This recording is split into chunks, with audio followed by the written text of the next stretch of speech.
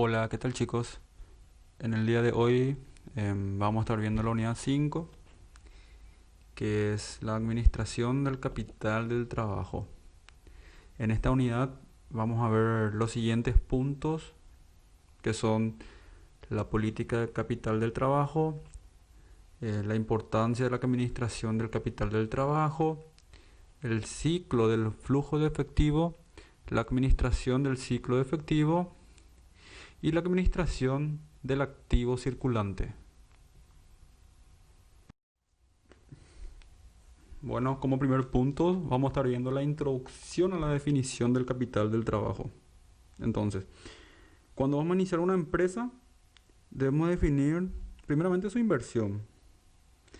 Debemos incluir aspectos como las instalaciones, las maquinarias que se va a ocupar, como la imagen de la misma, así como los uniformes que van a utilizar los funcionarios, entre otros. Debemos considerar también al capital del trabajo. Entonces, ¿qué es el capital del trabajo? Es un fondo que utiliza la empresa para poder operar generalmente. Se hace de manera mensual. Dicho fondo se reinvierte constantemente para poder garantizar la rentabilidad de la empresa. Entonces, contablemente también podemos decir que el capital del trabajo es la diferencia positiva que hay entre el activo circulante menos el pasivo circulante. Entonces, el capital del trabajo debe estar completo para poder reinvertirlo mensualmente. El mismo, ¿verdad? Es uno de los indicadores de una buena salud financiera de una empresa. Es que su capital del trabajo se mantenga disponible y que pueda ir creciendo y creciendo. Así como nos dice acá el material, desde el punto de vista contable, como dije anteriormente, se define con la diferencia aritmética entre el activo circulante y el pasivo circulante. Desde el punto de vista práctico, está representado por el capital necesario para iniciar las operaciones. Así como le dije anteriormente, para poder iniciar una empresa nueva, todo lo que necesitamos para poder operar antes de recibir ingresos. Entonces, el punto cero. Luego, entonces, este capital deberá ser suficiente para comprar materia prima, pagar sueldos, salarios, otorgar financiamiento a los clientes, cubrir gastos, etcétera. Pero así como hay que invertir en ciertos rubros, también se puede obtener créditos a corto plazo provenientes de proveedores, acreedores, impuestos, entre otros, los cuales representan el pasivo circulante, ¿verdad? Estamos hablando de un periodo no mayor a 12 meses. De aquí que se le conozca como capital de trabajo, es decir, el capital con que hay que contar para poder empezar a trabajar. Entonces, eso es, no hay que confundir con capital de inversión, ya que el capital de inversión es el capital que se va a ir recuperando a través del tiempo. ¿Entienden? El capital de inversión, el capital de trabajo, estamos hablando a corto plazo.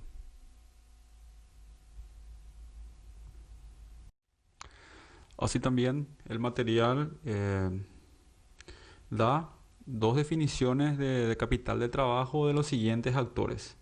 De Dickmann propone una definición alternativa al referirse que es la parte de los activos circulantes que se financian con fondos a largo plazo.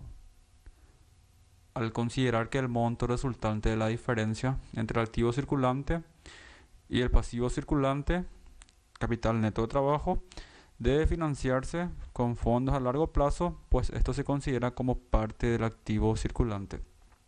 Fred, por otra parte, explica que es la inversión que realiza la empresa en activos a corto plazo: efectivos, valores negociables, cuentas por cobrar, inventario, teniendo siempre en cuenta que la administración del capital de trabajo determina la posición de liquidez de la empresa. Por eso estamos hablando siempre en el periodo de corto plazo. Entonces, haciendo hincapié nuevamente, como ejemplo, para iniciar una empresa, eh, o sea, aparte de determinar la inversión, tendremos que determinar el capital del trabajo, lo cual servirá para mantener un control, ya sea de manera mensual.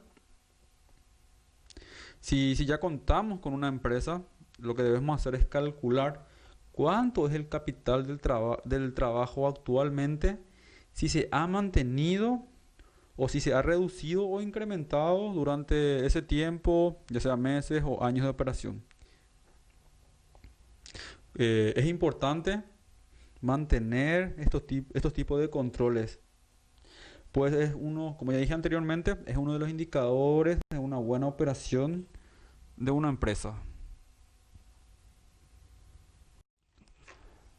La política de capital del trabajo, la importancia de la administración del capital del trabajo. Entonces, una buena administración del capital del trabajo es esencial para la operación diaria de toda organización o empresa, así como también para su liquidez, su rentabilidad y sus planes de crecimiento. Es la que permite a la empresa que funcione de manera correcta. Como ya he sabido, entonces el capital del trabajo se utiliza para pagar los insumos, los salarios, las obligaciones, entre otras cosas, ¿verdad? Todo en el periodo de corto plazo. Como dice también acá, es llamado también como la gerencia del capital del trabajo. Implica financiación, manejo de activos corrientes de la firma. El alto ejecutivo encargado de las finanzas quizás dedique más tiempo a esa actividad que a cualquier otra cosa. El activo corriente, por su propia naturaleza, cambia a diario, a veces a cada hora, y a ese mismo ritmo se deben tomar las decisiones gerenciales. La administración financiera a corto plazo, también denominada administración del capital del trabajo, la cual se refiere a la administración de los activos, los pasivos circulantes, de tal modo que una administración sólida de capital es un requisito para la supervivencia de la empresa. Entonces, se debe tener una buena administración del capital del trabajo para que la empresa a corto plazo pueda sobrevivir. Los activos circulantes de la firma, efectivo, inventario, cuentas por cobrar, son conocidos como capital del trabajo. Administrar los niveles y financiar el capital del trabajo en forma efectiva es necesario para mantener bajo control los costos y el riesgo de la firma. Así para que se conserven a largo plazo los retornos y flujos de efectivo de una empresa. Como están viendo, cómo es tan importante el capital del trabajo y que cómo puede afectar eso a largo plazo. O sea, una mala administración del capital del trabajo a corto plazo puede afectar de manera a largo plazo. Tiene las siguientes funciones: ajustar los cambios en el nivel de ventas de la empresa causada por los factores estacionales, cíclicos o aleatorios. Esta función esta función es importante porque una empresa con proyectos favorables a largo plazo puede experimentar graves dificultades y pérdidas ocasionadas por el desarrollo adverso a corto plazo. Entonces, un claro ejemplo que está pasando ahora mismo, con el tema de la pandemia. Empresas a corto plazo a los planes que ellos tenían a largo plazo. Las empresas que conllevan así aglomeración de gente, más al sector de espectáculo, de distracción, se vieron afectadas totalmente por esta pandemia. Entonces, esta dificultad, este factor causó entonces grandes dificultades a las mismas. Contribuir a incrementar el valor de mercado de la empresa. El buen manejo del capital del trabajo puede mejorar los rendimientos finales de la empresa. Entonces, todo va de la mano. Entonces, una buena administración del capital del trabajo lleva consigo tener rendimientos óptimos finales de la empresa.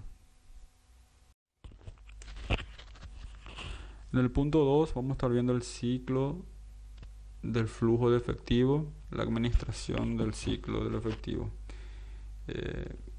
Cuando hablamos de ciclo, entonces nos referimos a que empieza con algo hasta que termine y vuelve a iniciar, ¿verdad? Como ejemplo podemos decir el tema del agua, que se encuentra en los ríos, en los mares, en los arroyos, se encuentra en un estado líquido, ¿verdad? Y se convierte, luego se evapora a través del calor y se convierte en el estado gaseoso. Del estado gaseoso se condensa a través de la temperatura del medio ambiente y esta desciende a la tierra nuevamente en estado líquido. Ahí como también el ciclo del agua. Pero también el agua se puede convertir en hielo, ¿verdad? En estado sólido. El capital del trabajo es lo mismo al agua. No va a cambiar en cantidad ni siquiera en estructura molecular. Es la misma cantidad y la misma estructura, solo que en un diferente formato. Con el capital del trabajo pasa exactamente la misma cosa. El capital del trabajo puede estar en un estado efectivo, líquido, ya sea en el banco o en efectivo que la empresa posea, o puede también estar en cuentas por cobrar, de inventario, o podría estar en un estado de pagar de las cuentas, pero debe ser el mismo capital del trabajo por lo que circula. Entonces, parecido al agua, entonces vemos que va pasando por diferentes estados, así como el agua, pero al final llega a ser el mismo. Entonces esto pasa con el ciclo del flujo de efectivo. Para von Horne es uno de los mecanismos que se utiliza para controlar el efectivo, establece la relación que existe entre los pagos y los cobros. Expresa la cantidad de tiempo que transcurre a partir del momento que la empresa compra la materia prima hasta que se efectúa el cobro por concepto de la venta terminando o por el servicio prestado, ¿verdad? Para Jigman, el ciclo operativo de una empresa se define como el tiempo que transcurre desde el momento en que la empresa introduce la materia prima y la mano de obra en el proceso de producción, hasta el momento que se cobra el efectivo por la venta del producto terminado que contiene estos insumos de producción. Este ciclo está integrado por dos componentes, nos dice, ¿verdad? La edad promedio del inventario y el periodo promedio de cobro de ventas. Entonces, vamos a ver más adelante cómo es el ciclo del flujo del efectivo. Entonces, nos dice así la fórmula: el ciclo operativo de la empresa es simplemente la suma de la edad de promedio de inventario. Entonces, la materia prima más la mano de obra sale un producto. Ese tarda un tiempo en realizar. Luego vamos a decir que se vende eso, puede ser a crédito, y ese periodo de tiempo que tardamos en cobrar es el periodo promedio de cobro. Entonces es la sumatoria de esos dos, el ciclo operativo.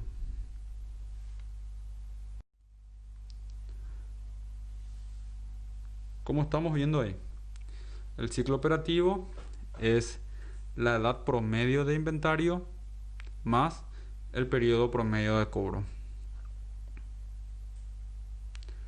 Para Brickman, el ciclo de conversión de efectivo es aquel que centra la atención en el tiempo que transcurre entre la fecha en la cual la compañía realiza los pagos, ¿verdad? Puede ser que estemos comprando algo o invierte en la manufactura de inventario, y la fecha en la cual recibe los flujos de entrada de efectivo o realiza un rendimiento en efectivo a partir de su inversión en la producción.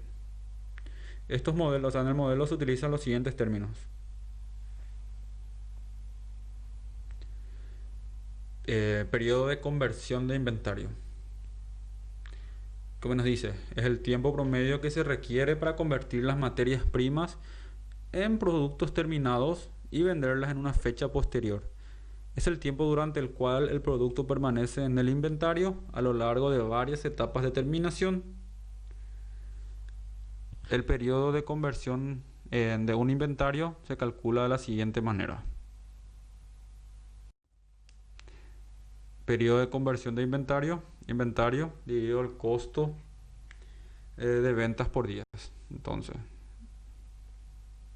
esa es la fórmula para el periodo de conversión de inventario. Otro punto, el periodo de cobranza de las cuentas por cobrar. Tiempo promedio que se requiere para convertir las cuentas por cobrar de la empresa en efectivo. Es decir, para cobrar el efectivo después que se hizo la venta. El periodo de cobranza de las cuentas por cobrar, que también recibe el nombre de días de ventas pendientes de cobro, se calcula de la siguiente manera. Periodo de cobranza de las cuentas por cobrar, esas cuentas por cobrar, ventas a diarias a crédito. Entonces, antes que esto estamos hablando de una empresa manufacturera, el proceso de producción, ¿verdad? Compra de la materia prima, el proceso pasa por un proceso de producción hasta que salga el bien final. Bueno, esa es la primera parte. En este periodo de cobranza de cuentas por cobrar, se realiza la venta. Entonces, en este periodo lo que se determina es el tiempo promedio que pasa desde que vendemos hasta que cobremos.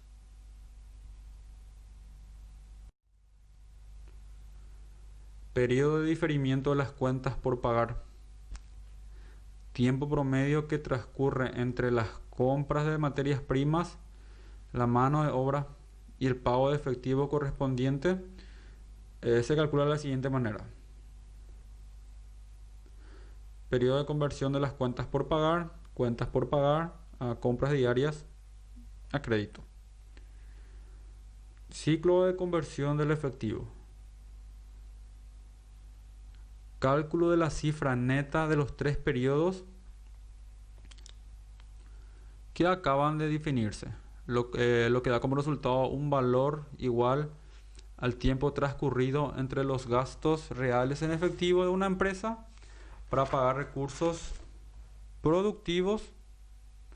Por consiguiente, el ciclo de conversión de efectivo es igual al tiempo promedio durante el cual $1 se encuentra invertido en activos circulantes.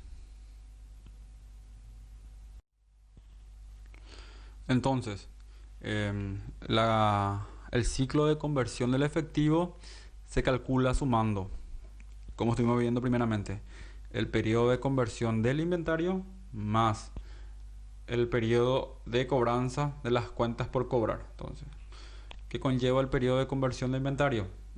De la compra de la materia prima, el periodo de proceso de transformación hasta que dé salida a un producto final. ¿Qué pasa? Luego eso se vende, ya pasa el periodo de cobranza de las cuentas por cobrar. Se vende hasta, o sea, en una venta a crédito hasta que se cobre. Entonces, la sumatoria de esos dos periodos menos el periodo de diferimiento por las cuentas por pagar. Ahí entonces vamos a tener el cálculo del ciclo de conversión del efectivo. Como dice acá, el mismo puede acortarse si se reduce el periodo de conversión del inventario mediante el procesamiento y venta más rápida de los productos, si se reduce en el periodo de cobranza de las cuentas por cobrar mediante el aceleramiento de cobranzas o el alargamiento de periodo de diferimiento de las cuentas por pagar mediante el retraso de sus pagos. Entonces, por ejemplo, con la innovación de tecnología podemos acelerar el inventario o ver alternativas para apurar las cuentas por cobrar o conseguir un periodo de plazo más largo para pagar a los proveedores. La medida que puedan tomarse estas acciones sin perjudicar el rendimiento de la administración de las cuentas deben llevarse a cabo. Por lo tanto, cuando se toman medidas para reducir el periodo de conversión de inventario, Las empresas deben evitar el faltante de inventarios que pudieran provocar que los clientes buenos hicieran su compra a la competencia. Entonces no es producir y después llegar al tope y no producir más y desabastecer al mercado. Entonces, algo negativo también eso.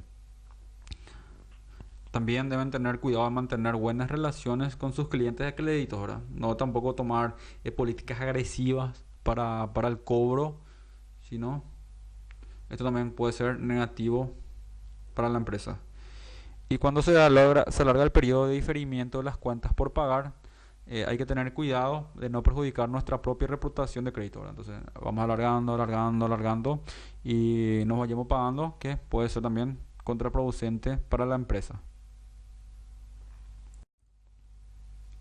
Entonces ahora vamos a ver lo que le dije anteriormente, el ciclo de operación del efectivo. Ahora empieza con dinero, compra de materias primas o mercancías, ¿verdad?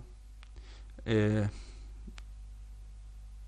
Pasa a saldos a cuentas por pagar, fabricamos, pasa por un proceso productivo, ya si es una empresa manufacturera, luego sale el bien final, eh, ventas y cuentas por cobrar, vendemos a crédito, luego se cobra y ya tenemos nuevamente el dinero y empieza de nuevo otra vez el proceso del ciclo de operación de efectivo. En el punto 3, el estado de flujo de efectivo. El estado de flujo efectivo es el estado financiero básico que muestra el efectivo generado por los ingresos, los cuales son utilizados, como dice acá, hay tres tipos de actividades: de operación, inversión y financiación, que vamos a ver un poquito más adelante. De determinarse para su implementación el cambio de diferentes partidas en el balance general que incidan efectivo. También el estado de flujo efectivo nos provee información relacionada de cómo se generó el efectivo y en qué se aplica ese efectivo. Por ejemplo, voy a dar dos ejemplos de flujo de efectivo. El primero es una empresa importadora que trae su mercadería, tiene en stock, realiza una venta a un tercero y el cobro de esta venta está pactado a 120 días, las cuentas por cobrar. Tiene que pagar esa mercadería que compró a sus proveedores y el tiempo de lapso es 90 días. El segundo ejemplo también es una empresa importadora que compró mercaderías, puso a la venta, a la semana siguiente ya vendió esa mercadería, a la semana posterior nuevamente ya cobró esa venta que realizó. Tenía pactado cancelar su deuda con el proveedor dentro del lapso de 90 días. Entonces, la pequeña diferencia entre las dos empresas: el movimiento de efectivo, la primera ya tendría que cancelar su deuda con su proveedor, pero aún no cobró. Y el caso 2 es que la empresa ya realizó la venta, inclusive ya cobró en efectivo esa venta y tiene un tiempo prudencial para cancelar con su proveedor, que es 90 días. Entonces tiene efectivo la segunda empresa. Aquí vuelvo a decir, el objetivo del estado financiero es presentar información pertinente, concisa, relativa a los recaudos y el desembolso de efectivos de un ente económico durante un periodo para que los usuarios de los estados financieros tengan elementos adicionales para examinar la capacidad de la entidad para generar flujos futuros de efectivo, para evaluar la capacidad para cumplir con sus obligaciones, determinar el financiamiento interno y externo, analizar los cambios presentados en el efectivo y establecer las diferencias entre la utilidad neta y los ingresos y desembolsos.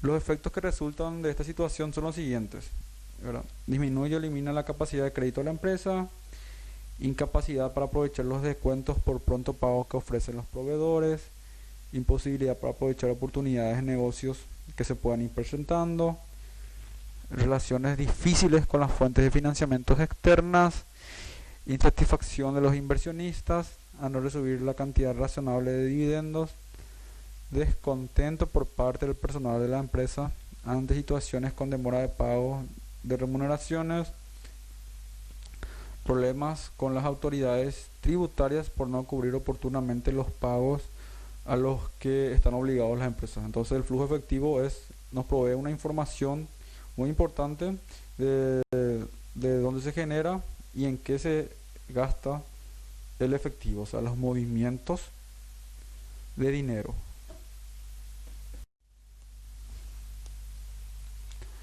Las empresas deben administrar correctamente su efectivo, controlando y asignando los recursos monetarios correctamente, la forma en que se generó y generará el efectivo, el destino que se le dio y dará el efectivo, fuentes y aplicaciones del efectivo, flujo de efectivo. En otras palabras, es la cantidad de dinero que entra y sale de una empresa durante un periodo determinado de tiempo. Entonces, ¿qué nos permite el flujo efectivo nuevamente? Saber cómo entró el dinero y cómo salió el dinero en un periodo determinado de tiempo. Estaremos viendo a continuación la estructura del estado de flujo de efectivo. De acuerdo a la NIC 7 de la Norma Internacional de Contabilidad, el estado de flujo efectivo está integrado por 3 secciones que se agrupan en la entrada y salida de dinero. Entonces estas agrupaciones, estos grupos son la de operación, de inversión y de financiación. La primera clasificación, o sea, es la de flujo generado utilizado en la operación. El párrafo 13 de la NIC 7 nos dice que señala que el importe de los flujos de efectivos procedentes de actividad de explotación es un indicador clave de la medida en que estas actividades han generado fondos líquidos suficiente para reembolsar préstamos, mantener capacidad de explotación de la empresa, pagar dividendos, realizar nuevas inversiones sin recurrir a fuentes externas de financiación. La información acerca de los componentes específicos de los flujos de efectivos, de las actividades de explotación es útil, junto con otra información para pronosticar los flujos efectivos futuros de dichas actividades. Por ejemplo, ¿qué incluye las actividades de operación? Por ejemplo, cobro a clientes, pago a proveedores, pago a salario de trabajadores, pagos a impuestos.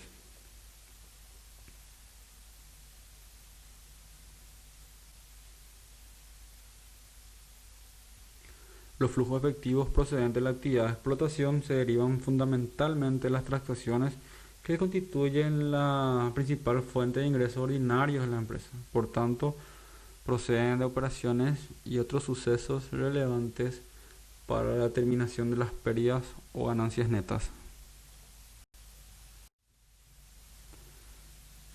El flujo generado o en actividades utilizado en actividades de inversión. El párrafo 16 dice, la NIC 7 señala que la presentación separada de los flujos efectivos procedentes de actividades de inversión es importante, porque tales flujos efectivos representan la medida en la cual se han hecho desembolsos por causa de recursos económicos que van a producir ingresos y flujos en el futuro. Estamos hablando de un periodo a largo plazo, ¿verdad? Por ejemplo, puede ser por pago por adquisición de activos fijos, por pago por adquisición de intangibles, pago por adquisición de acciones, pago por adquisición de bienes de terceros, etcétera, ¿verdad?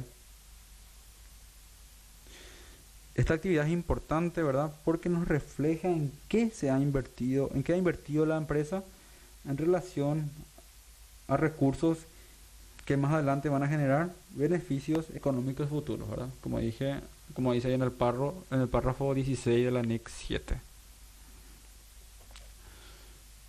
Y por tercer punto tenemos al flujo generado o utilizado en actividades de financiamiento. El párrafo 17 de la NIC en estudio señala que es importante la presentación separada de los flujos efectivos procedentes de actividades de financiación, puesto que resulta útil para la predicción de necesidades de efectivos, para cubrir compromisos con los que suministra el capital de la empresa. Entonces puede ser tema de financiamiento, cobro por emisión de acciones, cobro por préstamos obtenidos, cobro por emisión de bonos, ¿verdad? Se obtiene dinero a través de los accionistas, a través de las actividades de terceros. En ese sentido, la empresa, a través de las actividades de financiación. En el punto 4, la administración del activo circulante.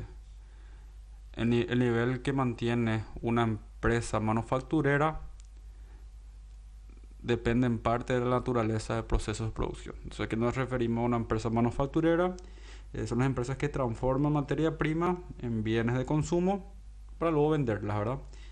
En forma directa o indirecta. Entonces, las empresas manufactureras dice que depende del proceso de producción. No toda empresa tiene el mismo tiempo de proceso de producción. Entonces varía de acuerdo al tipo de bien que ofrece. Aparte de las materias primas, las contribuciones mayores al proceso de producción son los gastos de fábricas y la mano de obra. La generación de efectivo es uno de los principales objetivos de los negocios. La mayoría de sus actividades van encaminadas a provocar de una manera directa o indirecta un flujo adecuado de dinero que permita, en otras cosas, financiar la operación, invertir para sostener el crecimiento, pagar en su caso los pasivos y en general retribuir a los dueños con un rendimiento satisfactorio. Un negocio es un negocio solo cuando genera una cantidad relativamente suficiente de dinero. Las empresas necesitan contar con dinero con dinero suficiente para mantener la solvencia, pero no con tanto para que pertenezca ocioso en el banco ganando poco. Una forma atractiva de guardar el efectivo ocioso es la inversión en valores negociables. ¿Por qué se le dedica tiempo a la administración a los activos circulantes? Normalmente las empresas comerciales, a menos que estas sean de gran magnitud industrial, el activo circulante representa entre el 60 y el 80% del activo total y en consecuencia dice que consume el 80% de la gerencia de activos. A continuación la composición del activo, dice, ¿verdad? Activos circulantes 60%, dice, y activos fijos 40%. ¿Por qué eso? Una empresa comercial básicamente necesita un depósito o alquilar un local y algunos mobiliarios, necesita máquinas de gran magnitud para poder operar.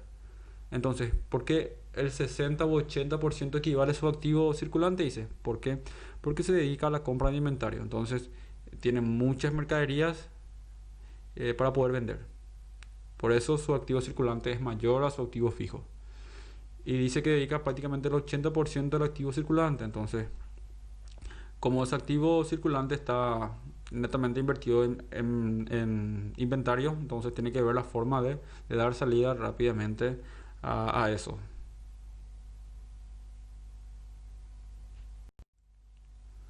Por lo tanto, dice, requieren atención diaria, ventas contados, pago de depósitos, transferencias, pago de gastos, salarios, ventas a crédito. Puede ser difícil de automatizar, mecanizar o delegar, aparte de que el nivel de los activos circulantes es volátil, son muy cambiantes, ¿verdad? La tarea del gerente financiero es encontrar el punto óptimo de activos circulantes en el cual hay activos suficientes, pero no demasiado. Tiene que ser el punto óptimo.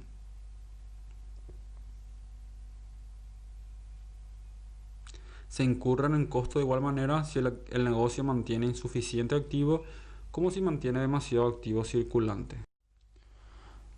A continuación vamos a ver un ejemplo de diferentes activos. En el primer ejemplo tenemos a la cuenta del efectivo. ¿Qué pasa al tener poco de efectivo? Tenemos incapacidad de pagar cuentas, inclusive los salarios de los empleados, problemas con los acreedores y suministradores, pérdida de liquidez, o sea, falta de liquidez, incapacidad de afrontar nuestras emergencias financieras. Ahora, ¿qué pasa al tener mucho efectivo? Tenemos efectivo ocioso, se deja percibir rendimientos sobre el recurso financiero. Entonces no es bueno tener o demasiado o no tener casi nada. Siempre es necesario buscar el punto óptimo.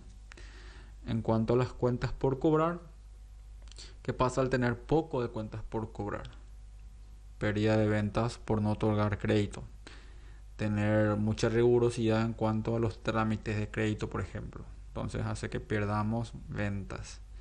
¿Qué pasa al tener mucho de cuentas por cobrar? Cuentas malas, altos costos de administración de las cuentas por cobrar, altos costos de cobranza por cuentas por cobrar y tenemos capital inmovilizado, tenemos alta tasa de morosidad. Inventarios. ¿Qué pasa al tener poco de inventarios? Pérdida de ventas inmediatas por no tener mercancía, creación de mala fama comercial por no tener nada. Entonces es malo otra vez cuando tenemos demasiado poco de mercaderías. ¿Qué pasa al tener mucha mercadería o inventario? Altos costos de mantenimiento del stock, pérdida por obsolencia y deterioro de mercancía. En caso si es un bien de consumo, puede vencer, se puede descomponer. Y también tenemos mucho capital inmovilizado. Bueno, hasta aquí nuestra unidad. Muchas gracias y nos vemos oportunamente.